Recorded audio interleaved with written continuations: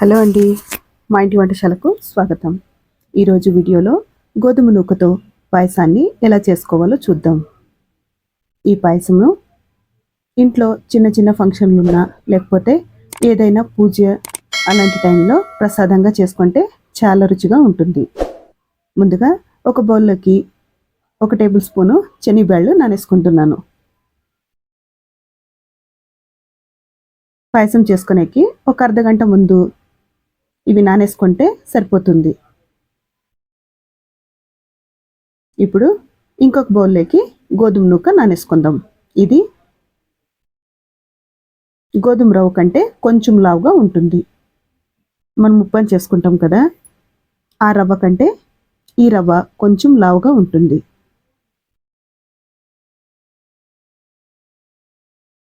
ఇట్లా లావుగా ఉంటుంది.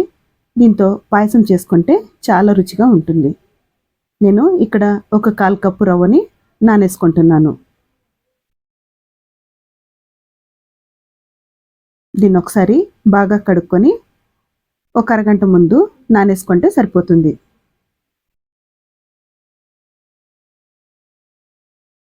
అట్లే ఉడకపెడితే కూడా సరిపోతుంది, కాకపోతే కొంచెం టైం ఎక్కువ పడుతుందని నేను ఒక 1/2 అవర్ ముందర నానబెడుతున్నాను. ఒక 1/2 అవర్ తర్వాత పాయసం ఏ గిన్నెలో అయితే చేసుకుంటామో దాంట్లోన ఒక గ్లాస్ నీళ్ళు వేసి స్టవ్ మీద పెట్టుకోవాలి. నీళ్లు వేడైన తర్వాత దీంట్లోకి నానేసుకున్న శనగబ్యాళ్ళు, ఈ రవ్వ వేసుకోవాలి. చూడండి, ఒక అర్ధగంట నానితే ఈ రవ్వ అంతా ఇట్లా బాగా నానిపోయి ఉంటుంది. దీన్ని ఈ నీళ్ళలోకి వేసేసుకోవాలి. మీడియం ఫ్లేమ్లో పెట్టి నిదానంగా ఉడికించుకోవాలి.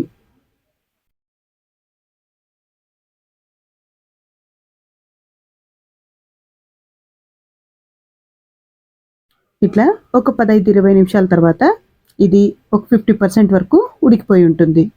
ఇంకొంచెం ఉడికితే కరెక్ట్గా సరిపోతుంది.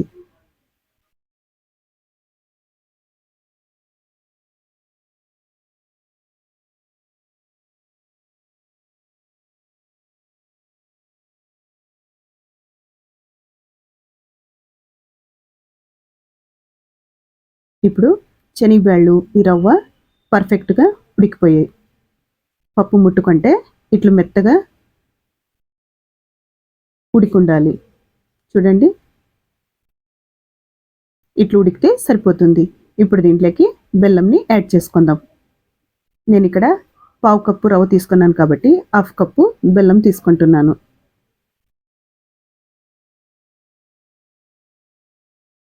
ఈ బెల్లము దీంట్లోకి వేసేసి కరిగిపోయే వరకు ఉడికించుకోవాలి. ఇట్లంతా కరిగిపోయి ఇది ఉడికిపోతే ఇది పర్ఫెక్ట్గా ఉడికిపోయినట్లు. దీన్ని పక్కన పెట్టేసి ఇప్పుడు ఒక చిన్న కడాయిలో 1 టేబుల్ స్పూన్ వరకు నెయ్యిని వేసుకోవాలి.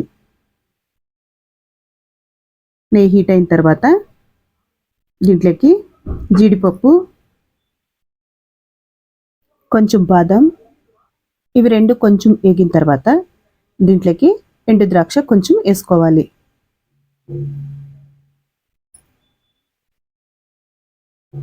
ఇట్లా కొంచెం వేగిన తర్వాత దీంట్లోకి ఎండు ద్రాక్ష వేసుకోవాలి.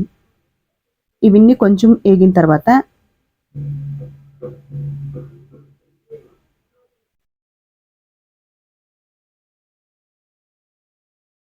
జీడిపప్పు కొంచెం బ్రౌన్ కలర్లోకి వచ్చిన తర్వాత కొంచెం ఎండు కొబ్బరి తురుము వేసుకోవాలి.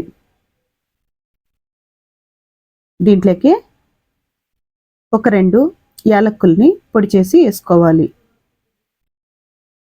ఇదంతా కొంచెం బాగా వేయించుకొని ఇప్పుడు దీన్ని పాయసంలోకి వేసేసుకోవాలి. అంతేనండి, ఈజీగా టేస్టీగా గోధుమ పాయసం అయితే రెడీ అయిపోయింది.